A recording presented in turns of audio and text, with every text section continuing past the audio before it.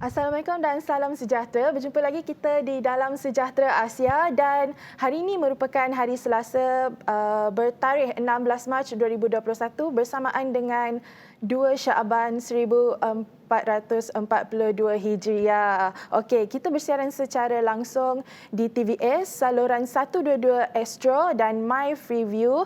Dan selain daripada itu, kita akan bersiaran juga selama 1 jam, Sharon. Dan Sharon, apa khabar? Baik, Syah, apa khabar? Sihat. Jadi saya kira ini merupakan kali kedua kita bergandingan dalam bulan ini.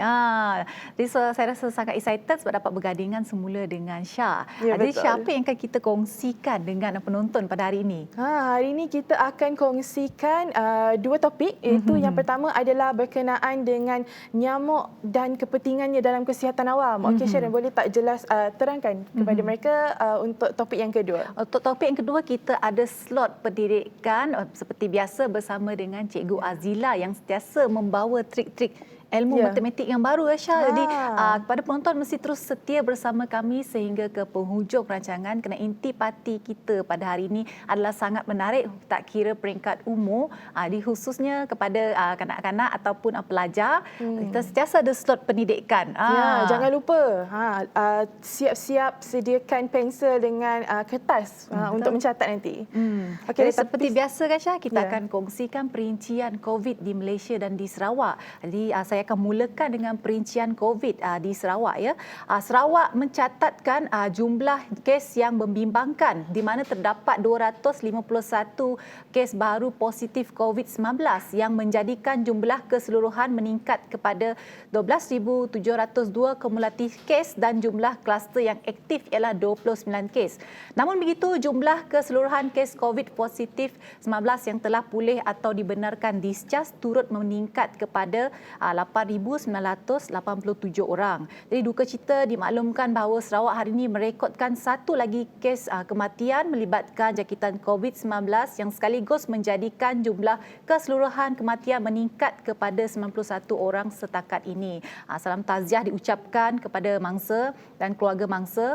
Daerah-daerah yang berstatus merah ialah Sibu, Miri, Bintulu, Betong, Kuching, Julau, Song, Kapit, Subis dan Maradong. Manakala daerah berstatus jingga pula ialah Bau dan diikuti daerah Samarahan berstatus kuning. Setakat semalam 256 PUI baru telah dilaporkan dan satu kluster tamat iaitu kluster Tabung yang terletak di daerah Bau setelah tiada kes baharu yang dikesan dalam tempoh 28 hari dari tarikh terakhir kes positif COVID-19 dikesan melibatkan kluster ini. Jadi Syah, melalui perincian yang telah saya kongsikan tadi, kita dapat dilihat walaupun kes COVID itu meningkat, namun peningkatan kes COVID yang telah pulih ataupun sembuh turut meningkat. Jadi kita sentiasa perlu amalkan SOP dan jangan leka walaupun vaksin telah diberikan. Ya, betul. Jadi mungkin Aisyah boleh kongsikan perincian tentang kes COVID di Malaysia? Ya, untuk perincian perkembangan semasa COVID-19 di Malaysia, semalam iaitu 15 Mac 2021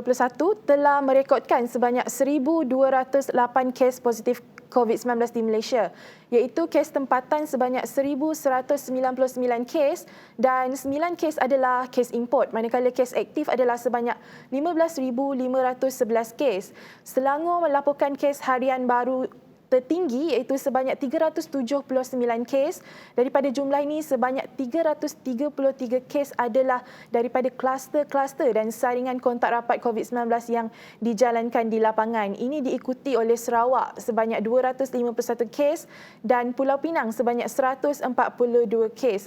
Sebanyak 6 kes yang dilaporkan adalah berkaitan kluster-kluster di penjara yang membabitkan kluster Tembok Tapah 5 kes dan kluster Teluk Mas 1 kes.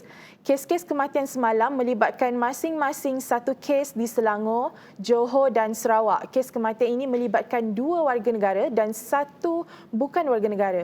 Salam takziah kami ucapkan. Dan selain itu terdapat 13 kluster baru yang telah dikenal pasti setakat semalam yang melibatkan 12 kluster kerja dan 1 kluster keagamaan. Sharon. Seperti yang kita dengar tadi, Malaysia masih lagi mencatatkan 3 angka. Dan seterusnya, mungkin Sharon ada sebelum tu Sharon nak kongsikan kepada semua bahawa Perintah Perkawalan pergerakan diperketatkan iaitu PKPD di Kampung Bintawak Ulu dan Tengah di Kuching menyatakan bahawa akan berkuat kuasa 16 Mac iaitu bermula 12 pagi tadi hingga 30 Mac 2021 pada pukul 11.59 malam, iaitu keputusan ini dibuat memandangkan kes positif semakin meningkat. Ya, ini juga merupakan salah satu inisiatif untuk membendung penularan kes COVID-19 sebenarnya. Okey, dengan itu harapnya kita semua memainkan peranan yang penting dalam usaha mengawal penularan COVID-19. Sebenarnya kan Syah, kita perlu sokongan dan kerjasama daripada semua untuk menghentikan penularan wabak COVID-19 ini. Ya, Dia tak boleh bergantung dengan individu. Kita mesti bersama-sama. Itulah sebabnya kita perlu jaga diri, jaga keluarga kita, jaga juga masyarakat sebab kita takut benda ini semakin melaratlah. Dan tu jangan juga lupa untuk menegur mereka yang tidak menjaga jarak fizikal tapi dengan lebih berbudi bahasa. Betul. Ya, Sharon mungkin ada perkongsian yang seterusnya? Jadi hari ini kita akan topik kita pada hari ini adalah nyamuk dan kepentingannya dalam kesihatan awam bersama Muhammad Rizwan bin Nordin dan Nur Syafiqah binti Sazali, iaitu ahli serangga, Seksyen Entomologis dan PES. Jadi kepada anda terus bersama kita kerana kita akan kupas topik ini bersama pakar kita. Kita berehat seketika, jangan ke mana-mana.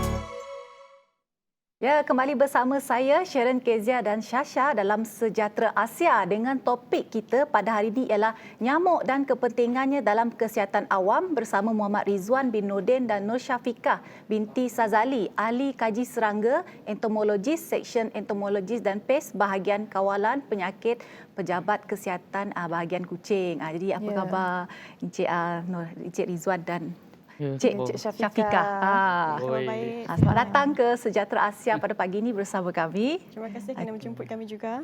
Sihat hari ini ya? Sihat, Alhamdulillah. Jadi seperti yang kita tahu ya, nyamuk ni, bila kita sebut tentang nyamuk ni, ramai beranggapan bahawa nyamuk ni adalah ejen perosak dan ejen penyebar penyakit. Jadi apa pendapat Cik Syafiqah? Okey, ya memang betul nyamuk ini bukan semua nyamuk boleh membawa penyakit.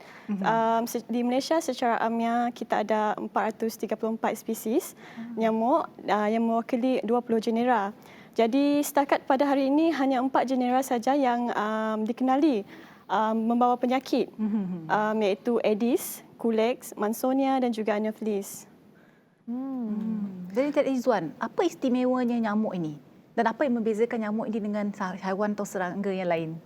Okey, secara umumnya memang kita kenal nyamuk ni adalah serangga seperti serangga lain, tapi bezanya nyamuk ni kita boleh bahagian kepada 3 bahagian lah. Ya, yang pertama bahagian kepala, thorax dan juga abdomen. So setiap bahagian-bahagian ni mempunyai organ sensori dia untuk mengesan haba dan sebagainya. Dan seperti kita tahu juga banyak penyakit yang dibawa oleh nyamuk selain daripada sebagai haiwan kacau ganggu, tapi dia juga membawa penyakit. Contohnya dia membawa penyakit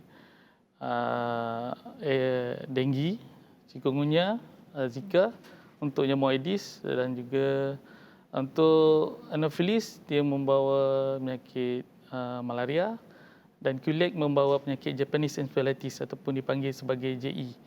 Dan yang last sekali adalah nyamuk Mansonia yang disebut tadi. Dia menyebabkan penyakit untut ataupun dipanggil filariasis, atau kalau bahasa ni dia panggil kaki gajah lah. So itu sedikit tentang nyamuk. Jadi dia setiap nyamuk tu dia membawa pelbagai penyakit lah, ataupun setiap nyamuk tu dia membawa penyakit yang sama. Ada yang bawa penyakit yang sama, tetapi spesifik dia macam nyamuk Aedes, dia membawa 3 penyakit yang saya sebut tadi lah. Nyamuk chikungunya, denggi dan juga yellow fever. Itu penyakit lain lah. Baik, Cik Syafiqah, bagaimana kami sebagai orang awam dan penonton-penonton dekat luar sana untuk mengenal pasti dan bertindak mencegah daripada perkara ini berlaku? Okey, pertama sekali orang awam harus tahu setiap jenis nyamuk yang pembawa penyakit ini. Sebagai contoh Aedes, kita boleh tahu Aedes ini dengan melihat morfologi luaran nyamuk Aedes tersebut.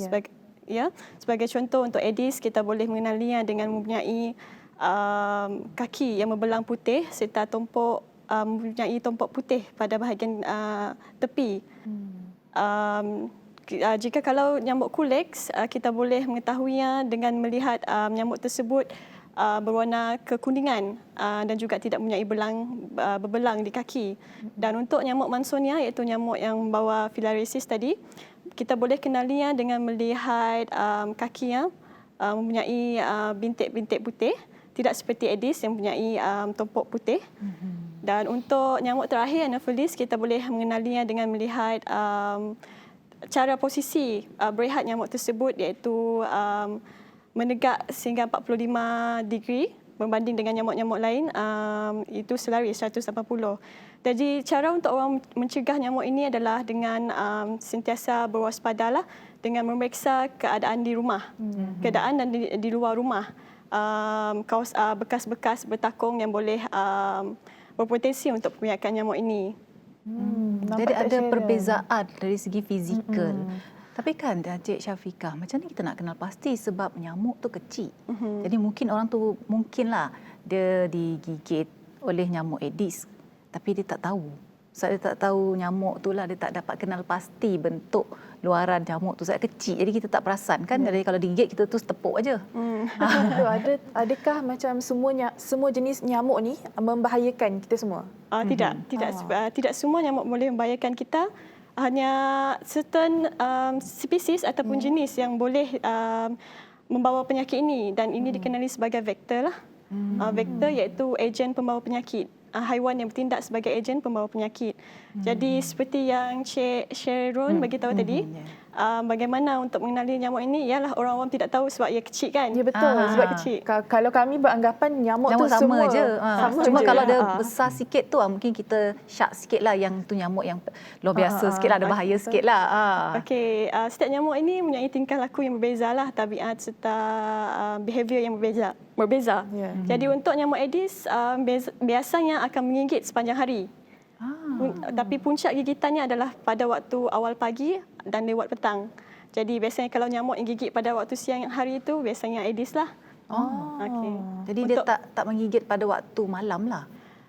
Ada setengah juga kalau kami pergi keluar buat kerja lapangan. Ada juga kita boleh jumpai nyamuk Aedes tapi menggigit waktu malam, tetapi jarang.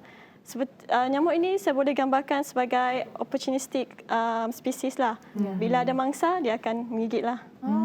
Baik, Encik Rizwan, saya difahamkan bahawa nyamuk Aedes ni menjadi vektor kepada penyakit seperti yang dibagi tahu oleh Cik Syafiqah tadilah, dan penyakit demam denggi. Ada 2 jenis. Boleh tak terangkan dengan lebih lanjut? Okey, so secara umumnya bila disebut tentang vektor ni, dia adalah ejen pembawa penyakit lah.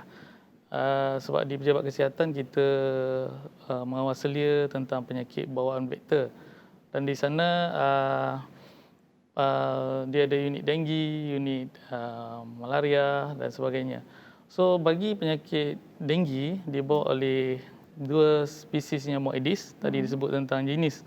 So sekarang ada dua spesies, satu Aedes aegypti adalah vektor utama demam denggi dan yang kedua adalah Aedes albopictus. Mungkin suka nak sebut tapi dari segi mata kasar kita dapat bezakan dua itulah kalau kita dapat melihat. So dua-dua spesies ni mempunyai tabiat kelakuan yang berbeza lah. Contohnya macam Aedes aegypti, dia lebih kepada kawasan bandar. Dan dia suka tinggal di kawasan dalam kediaman. Berbanding dengan albopictus biasanya tinggal di kawasan hutan dan luar bandar lah. Dan Aedes aegypti dia biasanya tidak jauh lah. Bila dia dalam kediaman, target dia adalah siapa yang berada dalam kediaman, dia akan menggigit. Okey, maksudnya dia menggigit dalam kediaman dan berehat pun dalam kediaman. So ini lebih bahaya sebenarnya. Sebab kalau kita lihat dari segi kawalan pun kita perlu kawal di dalam kediaman. So ini salah satu yang membezakan kedua-dua spesies inilah. Dan Aedes aegypti yang apa kita sebut kan, sebab di Sarawak sendiri pun kita ada dua spesies ni. Jadi sebenarnya amat menarik apa yang dikongsikan oleh Cik Rizwan tadi. Rupanya setiap nyamuk tu dia ada habitat yang tersendiri. Jadi kita nak tahu apakah kitaran nyamuk ni. Adakah sama dengan haiwan yang lain? Kita tunggu selepas ini, kita berehat seketika. Jangan ke mana-mana. Ya.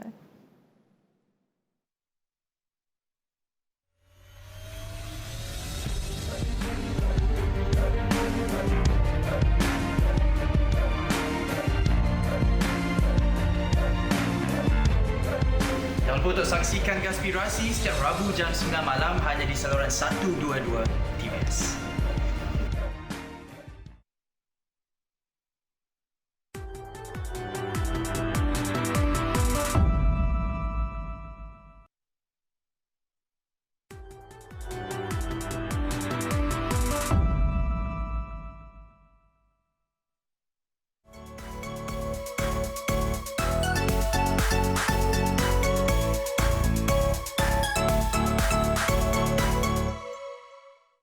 Kembali lagi bersama kami di Sejahtera Asia dan kepada para penonton hari ini, tajuk yang akan kita kupaskan adalah berkenaan dengan nyamuk dan kepentingannya dalam kesihatan. Ya. Okey, seperti yang telah kita bincangkan tadi, nyamuk ni sebenarnya ada kitaran hidup dia.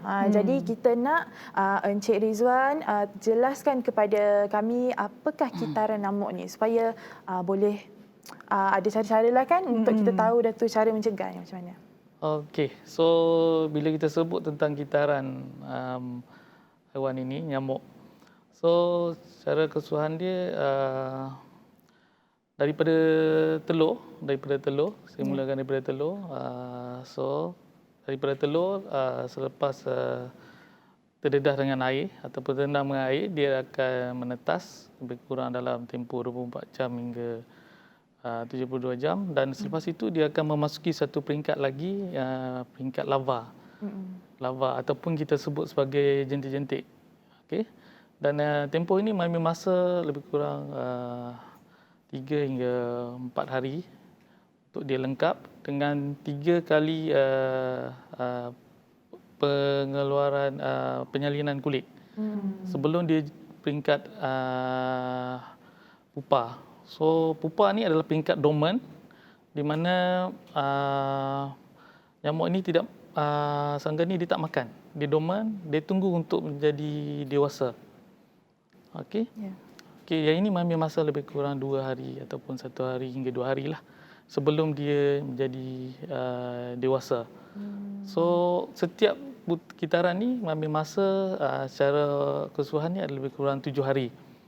Untuk dia melengkapkan kitaran ni. So bagi nyamuk, dia mengalami metamorfosis lengkap lah. Maknanya ada 4 peringkat sebelum dia jadi dewasa. Itu yang penting lah. Sebab tu kita nak tahu habitat. Sebab dia peringkat daripada telur hingga jadi pupa ni adalah peringkat dalam akuatik. Okey, dan selepas tu dia terbang, ada peringkat ni lah. Aerial. Kiranya masa yang diambil tu tak berapa panjang sangatlah sebab dalam tempoh 7 hari saja. 7 hari. That's kenapa density dia terlampau cepat, dia meningkat. 7 hari dia dah jadi dewasa dan dia boleh pergi menghisap manusia yang ada dekat sekitar dia betul. kan. Dah tu Cik Syafiqah, adakah nyamuk dewasa yang telah infektif iaitu mempunyai virus ni boleh menurunkan virus tersebut ke generasi seterusnya? Okey, seperti yang kita tahu, nyamuk infektif maksudnya adalah nyamuk yang mempunyai virus ataupun parasite ataupun cacing di dalam badan mereka. Jadi apabila menjadi efektif, nyamuk tersebut menjadi efektif, dia akan menjadi efektif sepanjang hayatnya. Okey.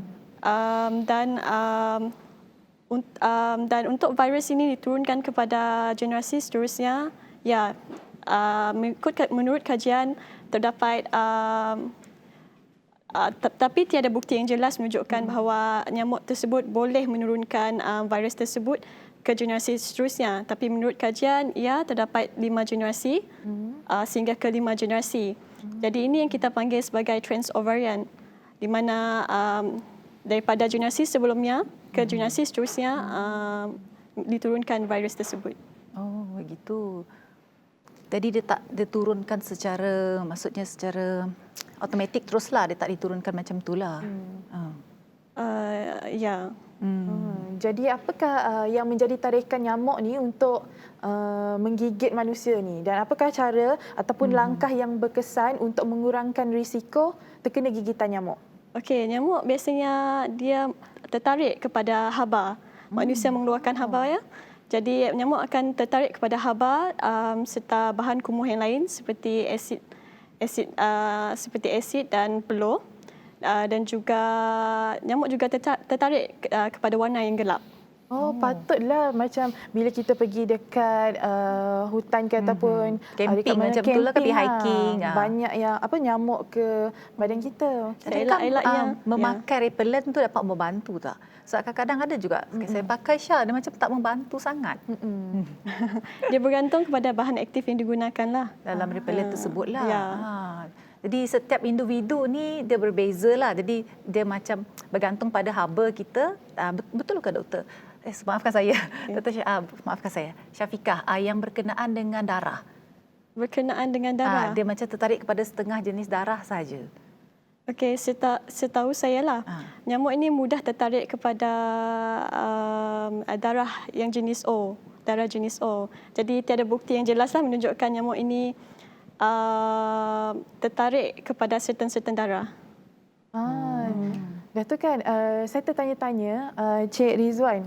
Ya. Contohlah nyamuk ni dia telah gigit dekat seorang yang ada virus, tak kisahlah virus apa. Lepas tu dia pergi lagi hinggap dekat orang lain. Adakah dia macam boleh transfer virus tu ke orang lain? Boleh tak tolong jelaskan? Okey, penjelasan tentang bagaimana nyamuk ni memindahkan daripada satu individu yang ada demam denggi maksud saya, dan kepada yang orang yang sihat. Bila dia menggigit, dia pada masa yang sama sebelum dia menggigit, dia mengeluarkan satu bahan untuk mengelakkan pembekuan darah. Maknanya sebelum dia masuk, dia gigit ke badan, dia akan keluarkan satu bahan untuk memastikan sel darah kita tak beku. Okey. So lepas tu dia pada masa dia memindahkan air liur dia ke badan kita, sebenarnya dia pada masa tu dia memindahkan virus. Okey. So di sebaliknya, apa yang jadi, bagi nyamuk yang belum ada virus, dia bila dia menggigit, dia akan menyedut darah kita yang ada virus, dan bila dah sedut, so berlaku proses perkembangan virus tu dalam nyamuk. So sekali nyamuk menggigit, dia akan efektif sepanjang hayat dia. So hayat dia 30 hari lah dia efektif. Maknanya dia bila dia gigit orang lain pun akan dapat. So dalam tempoh badan nyamuk tu yang masa lebih kurang 8 hingga 10 hari untuk dia boleh pindahkan kepada yang orang yang sihat. So manakala kadar gigitan dia biasanya 3 hingga 4 hari dia akan gigit semula. So ini prosesnya, dan pemindahan virus tu boleh berlaku kepada bukan seorang, mungkin lebih pada 2 orang. Dan macam saya sebut tadi tentang Aedes aegypti, special tentang spesies ini, dia boleh menggigit sehingga 5 orang. 5 orang dalam maksudnya satu masa. dia tak menggigit dia gigit dipanggil skip biting lah. Satu nyamuk boleh gigit 5 orang dan pada masa yang sama virus tu akan terdapat kepada 5 orang sekali. Jadi cepat proses dia. Nampak tak, walaupun kecil tapi agak efek berbeza dia. lah. Jadi apakah simptom sekiranya seorang itu digigit oleh nyamuk yang membawa virus ni? Okey, biasanya kalau yang kita kena pasti simptom dia mula-mula pesakit tu akan demam dengan suhu melebihi 37 darjah Celsius, sakit kepala, ada yang simptom yang muntah dan ada yang semakin teruk dan sehingga cirit-birit tu dah tertingkat teruk dan kita panggil warning level lah. Sama ada dia akan baik sebab biasanya denggi ni tak ada rawatan khusus. Biasanya apa yang dibuat di hospital adalah untuk memastikan simptom-simptom ni sembuh. Bukan untuk merawat denggi itu sebenarnya. Betul. Cik Syafiqah, kita nak tanyalah. Berapa jangka hayat nyamuk ni? Okey, jangka hayat nyamuk ni, secara puratannya jangka hayat nyamuk ini sekitar 30 hingga 60 hari. Tetapi ia bergantung kepada spesies dan jenis nyamuk tersebutlah. Jadi Sangat satu menarik perkongsian yang sebenarnya menarik perkongsian. sebenarnya hari ini berkenaan nyamuk, cara bagaimana kita nak mencegah digigit nyamuk. Apa pun kita ucapkan terima kasih kepada Encik Rizwan dan Cik Syafiqah kerana sudi berkongsi maklumat yang penting ni bersama kita ya Syah. Supaya kita dapat kongsikan dengan penonton pada hari ini. Mungkin ada di antara kita yang menganggap bahawa nyamuk ni semuanya sama. Betul-betul. Kalau macam Syah macam fikir, nyamuk ni biasa je. Mungkin ada yang memberikan efek yang tak berapa sangat, tapi padahal bila dah dengar tadi rupanya boleh membawa maut juga sebenarnya. Kena berhati-hatilah.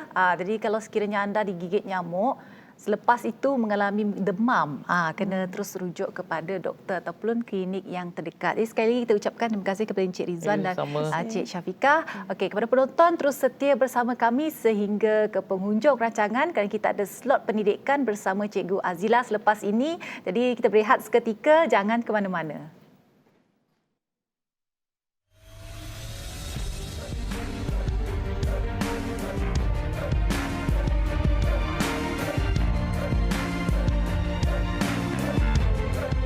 Jangan lupa untuk saksikan Gaspirasi setiap Rabu jam 9 malam hanya di saluran 122 TVS.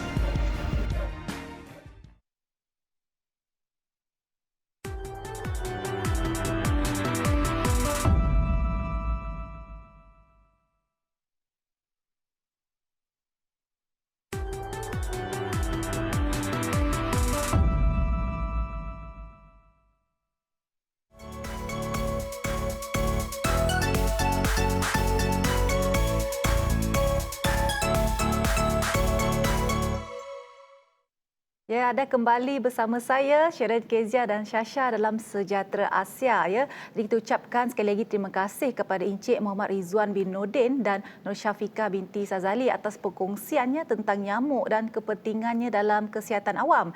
Jadi kita dapat banyak perkongsian tadi walaupun masa tu agak terhad. Saya tahu memang ramai lagi yang sebenarnya nak tahu maklumat tentang perkongsian tentang nyamuk ni, namun ialah masa sentiasa mencemburui kita ya Syah. Jadi selepas ini terus setia bersama kami kerana kami ada topik dan slot yang menarik iaitu slot Sejahtera Asia bersama pendidikan bersama dengan Cikgu Azila. Jadi kita terus kepada Cikgu Azila. Hello, selamat pagi anak-anak murid saya. Selamat pagi Cikgu. So, kita kelas matematik lah. Okey. Kelas matematik ini anak murid saya ada 2 orang dekat sini dan ada lagi yang di rumah. Ada ramai yang di rumah kot. Okey, jom kita tengok hari ini kita nak fokus kepada nombor 5. Minggu ini macam saya cakap dengan Gas dan Jess semalam, minggu ini kita fokus dengan nombor 5. Last week nombor 9. Ingat lagi nombor 9 Okey. So nombor 5, the secret behind nombor 5 ini 5. Okey, nombor 5 first adalah saya nak kongsikan dia punya sifir 5. Sifir 5 ini adalah antara sifir yang senang untuk pelajar nak hafal. Kerana satu dekat jam kita ni pun dah ada sifir 5. Saya bagi tahu dengan student, kalau tak hafal sifir, jangan bawa kertas sifir tu dalam ujian. Tak boleh. Tapi sifir 5 boleh. Sebab apa? Dia ada dekat jam. Kan boleh tengok 5, 10, 15. Itu satu betul. perkara lah. Okey. Satu perkara lagi tentang survey nanti kita bagi tahu macam mana nak buat survey. Ada triksnya untuk mereka yang belum hafal. Mungkin ini boleh membantu mereka untuk hafal dengan lebih mudah selepas itu. Okey, next adalah kita nak ulang sikit tentang kuasa 2. Kita ulang tentang kuasa 2 yang saya ajar kepada Gus dan Jess semalam. Kuasa 2. Okey. Dan last sekali kelak kita akan belajar tentang darab 5. Macam mana nak mendarab nombor-nombor besar dengan 5, tapi saya tak akan bagi besar sangatlah, yang sedang-sedang. Contohnya macam 22 darab dengan 5 boleh dapat 110. 32 darab dengan 5 dapat 160.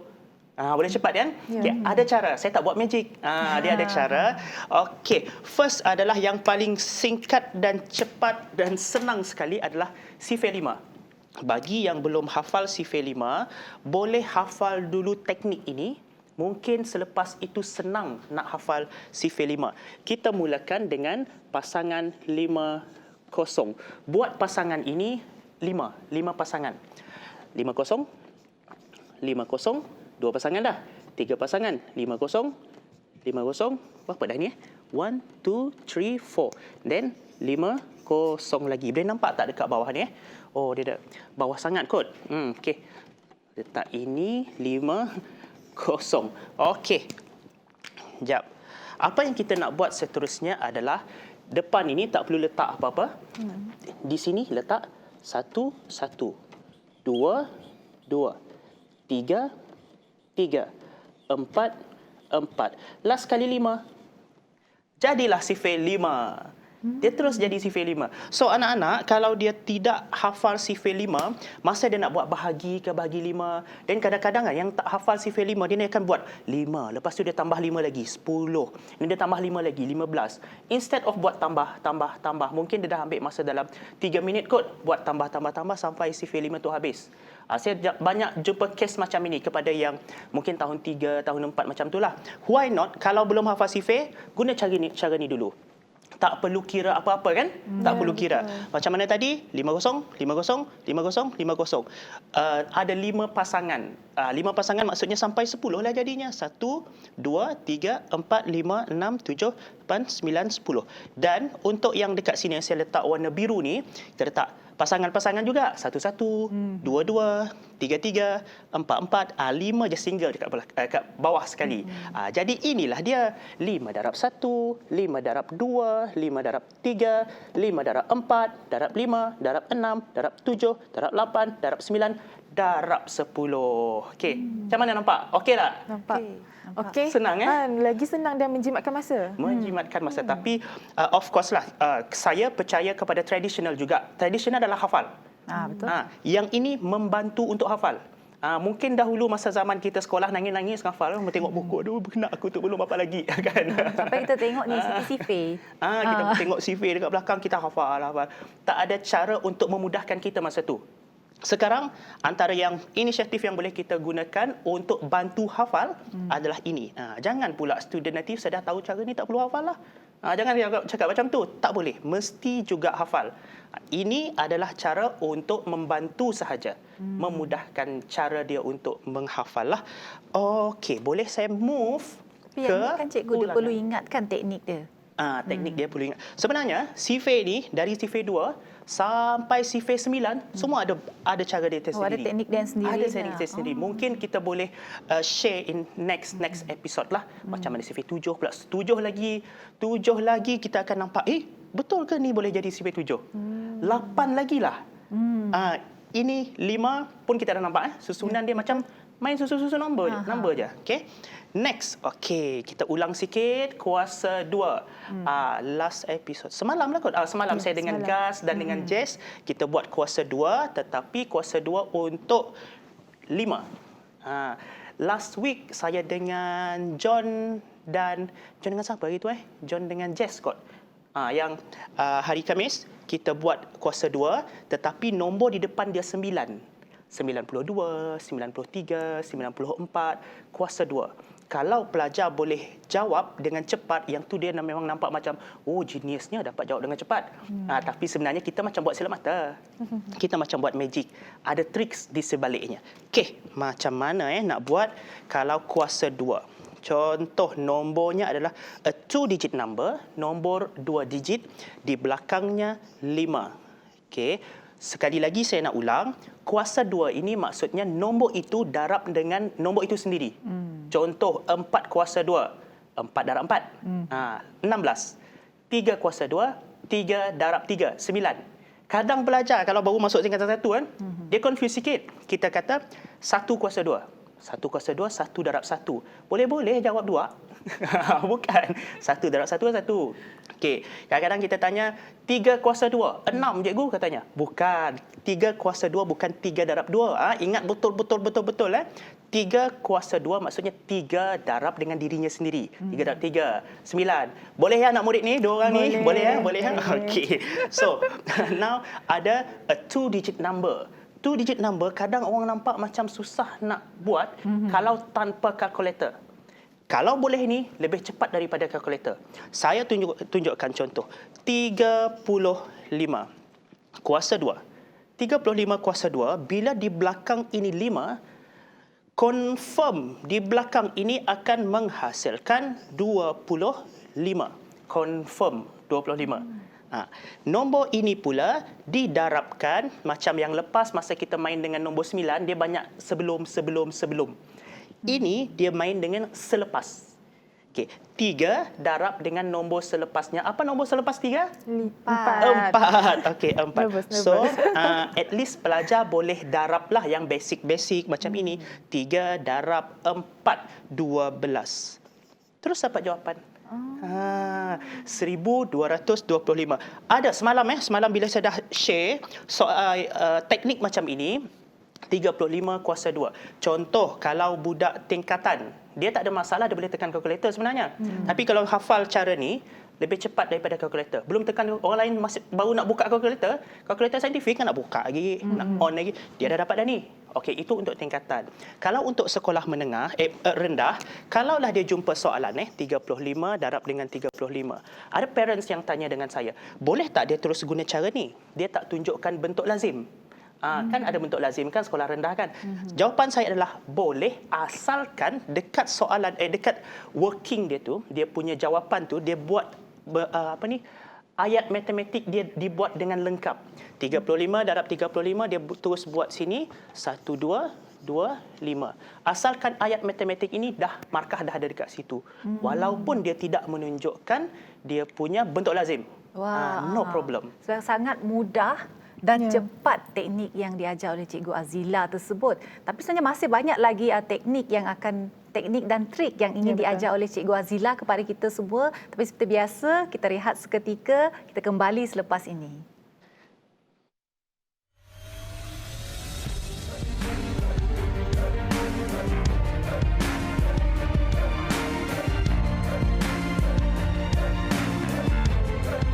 Jangan lupa untuk saksikan Gaspirasi setiap Rabu jam 9 malam hanya di saluran 122 TVS.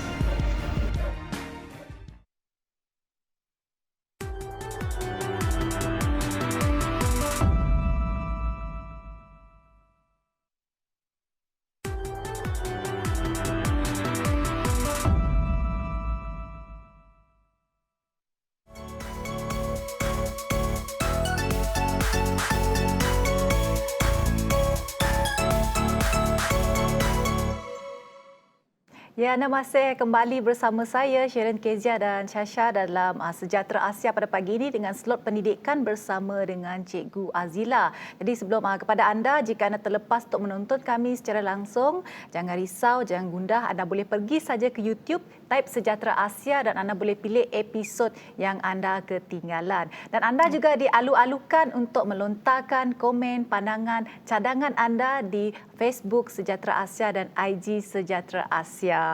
Jadi kita terus sambung kepada Cikgu Azila. Iya. Okey. untuk kuasa 2 ni sebenarnya ada satu lagi contoh yang saya nak tunjukkan, iaitu contoh untuk nombor yang student rasa nombor tu dia bukan favorite student lah.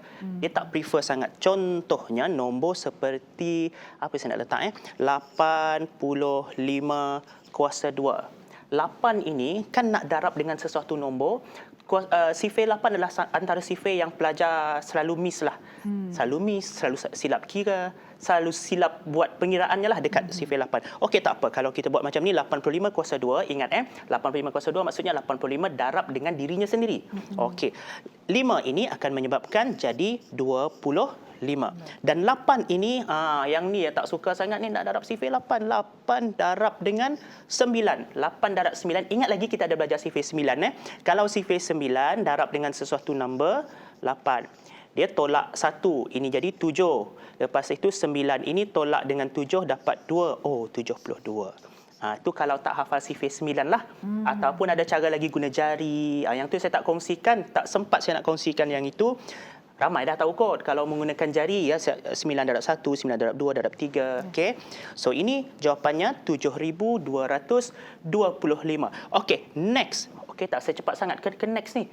Okey, boleh hadam Tapi kan cikgu yang ni hanya apply untuk kalau hujungnya angkanya 5 kan? Yes, kalau hujungnya angkanya 5. Hari tu kita dah belajar kalau depannya angkanya 9.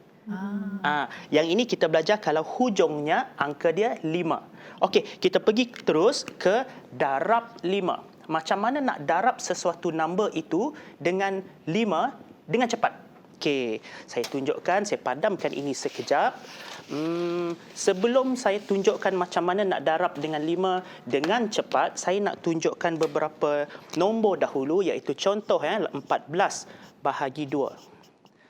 Apa lagi 16 bahagi 2. 24 bahagi 2. 32 bahagi 2.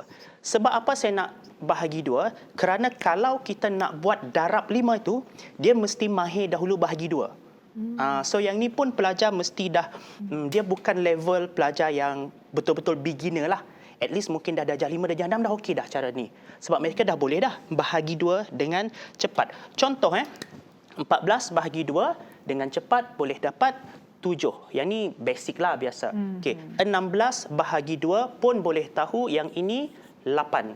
Okey, pelajar memang biasa jumpa ni. Nombor-nombor ni memang nombor favorite dalam soalan. Selalu jumpa soalan nombor macam ni. 24 divide by 2 dapatlah 12. 32 bahagi 2 dapat 16. Okey, ini contoh-contoh nombor yang dibahagi 2, ini dia punya jawapan. Okey, kenapa saya tunjukkan nombor ini? Sebab kalau darab 5, contoh saya ambil 14 darab 5. 14 darab 5, kita ambil ini. Hasil dia bahagi 2 tadi, ambil 7, belakang letak kosong saja. Macam dia ajak. Bahagi 2 dulu nombor ini, and then letak kosong ke belakang. Terus jadi 70. Betul? Betul. Okey. Contoh lagi, 16 ini. Kalau 16 darab dengan 5, okey. 16 ini kita bahagi 2, dapat 8. Okey, 16 ini bahagi 2 dapat 8. Letak kosong ke belakang. Mudah Maksudnya tergambar mereka dulu. cikgu masa tengah. Maksudnya cikgu dibahagi 2 dekat hadapan digitnya. Lepas tu tambah kosong belakang di letak belakang. kosong sahaja. Okey.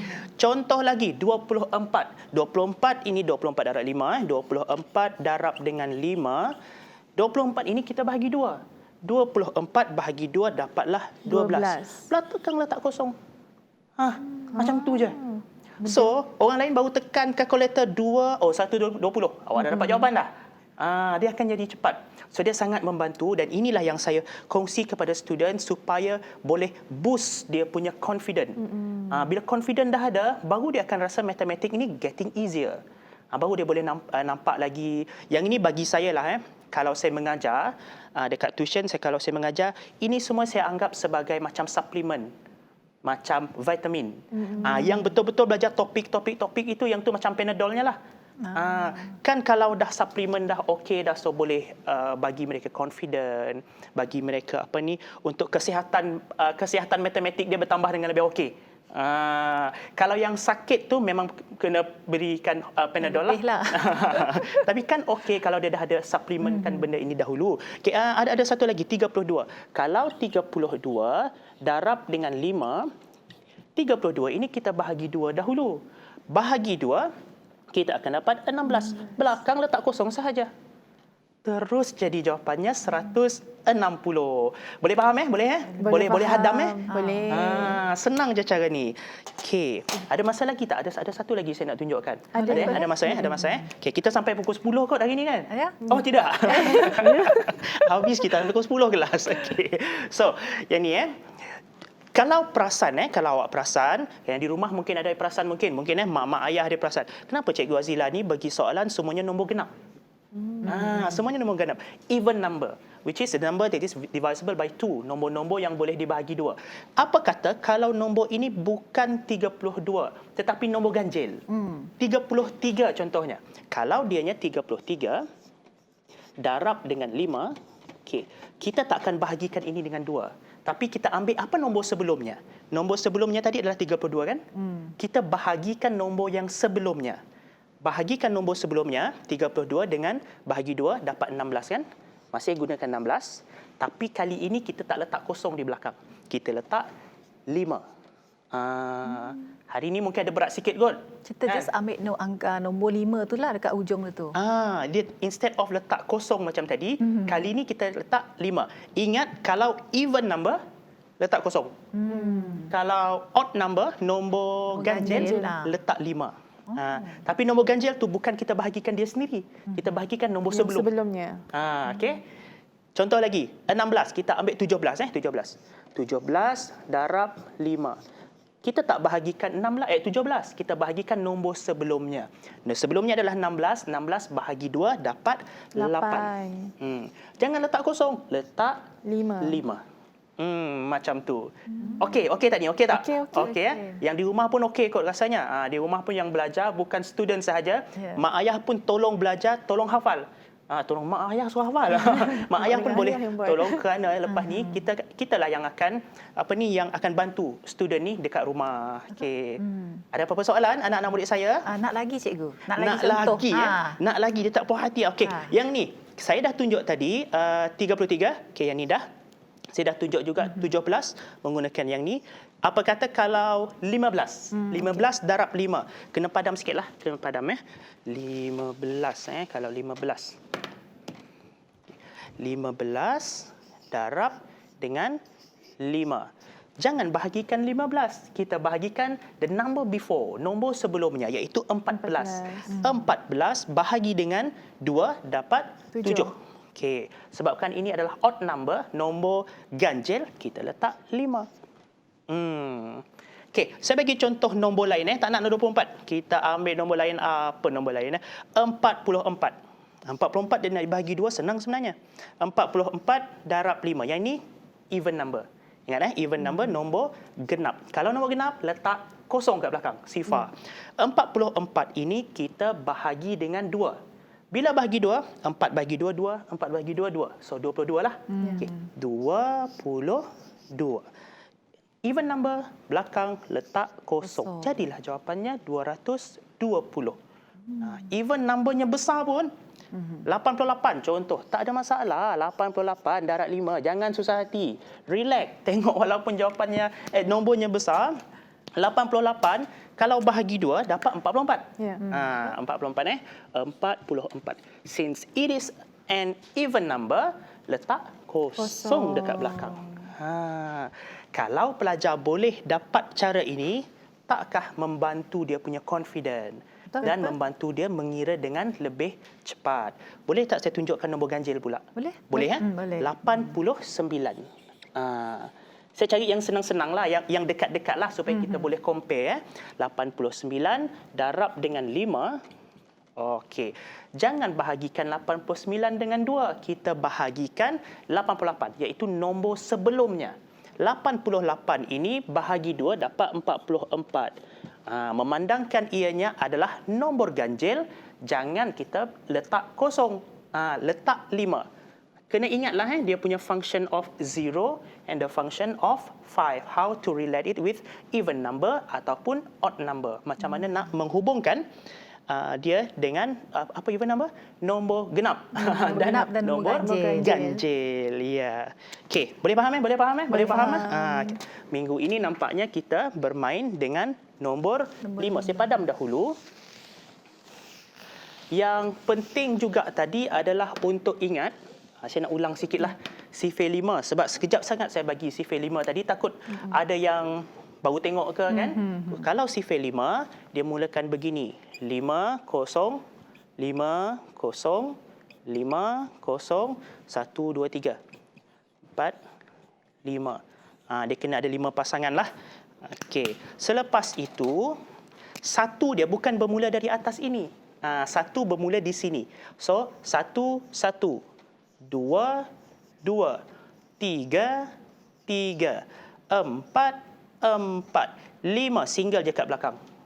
Okey. So, jadilah sifir 5. Macam yang saya cakap tadi, ini membantu pelajar untuk hafal sifir 5. Jangan pula pelajar ingat dah tahu ni tak perlu hafal lah sifir 5. Tak, mesti hafal juga. Jadi perkongsian yang sangat menarik, memudahkan pelajar. Tak semestinya anda perlu menghafal sifir 5 tersebut, tapi anda perlu tahu bagaimana taktik yang mudah untuk melakukan sifir 5. Betul tak Syah? Betul. Tadi bila dah tahu teknik-teknik tu, Syah dah ada kat dalam kepala. Oh, dah nampak dah 4-4-5 tadi. Jadi terima kasih sekali lagi Cikgu Azila yang sentiasa membawa trik-trik yang baru dalam ilmu matematik ini. Jadi Syah, apa yang Syah dapat daripada perkongsian kita tentang nyamuk pada hari ini? Okey, untuk perkongsian tentang nyamuk hari ini, apa yang Syah dapat adalah kepentingannya dengan untuk kesihatan orang awam dan ada juga strategi yang boleh diambil. Okay. Jadi kepada anda, terus bersama kami setiap hari dalam Sejahtera Asia pukul 7.30 hingga 8.30 pagi setiap hari dari Isnin hingga Ahad. Kita berjumpa lagi esok hari bersama saya dan Jonathan Ding. Jumpa lagi. Dari Sejahtera Asia, kami cetuskan inspirasi.